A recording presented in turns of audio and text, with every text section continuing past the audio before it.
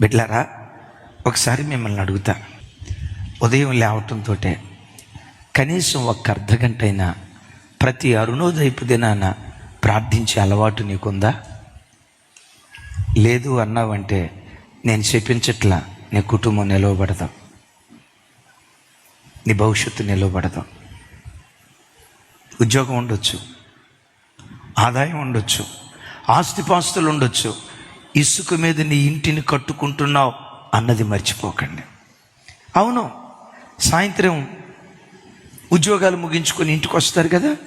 మరలా మిమ్మల్ని అడుగుతున్నా, ఎన్ని కుటుంబాల్లో సాయంత్రం పూట కనీసం ఒక అర్ధగంట అయినా కుటుంబ సమేతంగా దేవుని సన్నిధిలో మోకరించి ఎన్ని కుటుంబాల్లో కుటుంబ ప్రార్థనలు జరుగుతున్నాయి?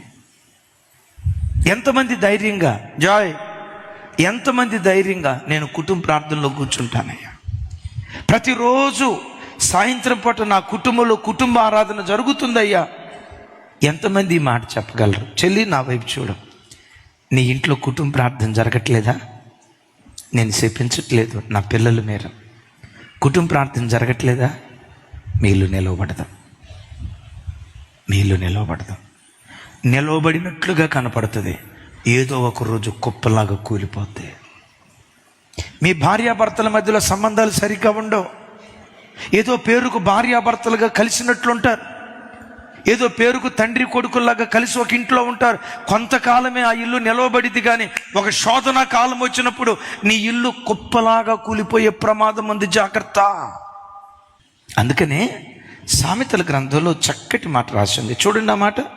సుడిగాలి వేచగా భక్తిహీనుడు లేకపోవును, నీతిమంతుడు నిత్యము నిలుచు కట్టడము వలె ఉన్నాడు. సుడిగాలి వేచగా, సినిమా గాలి వేచగా,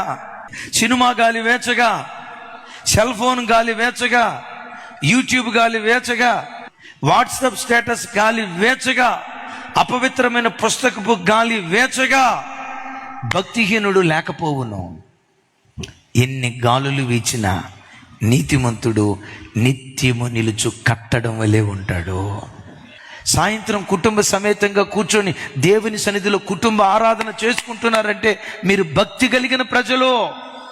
మీ భక్తే నిత్యము నిలిచే సియోను కొండలాగా ఎన్ని ఆటుపోట్లు వచ్చినా, ఎన్ని అపాయాలు వచ్చినా, సాతాను ఎన్ని రకాల శోధనలు తీసుకొచ్చినా ఆ శోధనలో నిత్యము నిలిచే సియోను కొండలాగా ఉంటాం.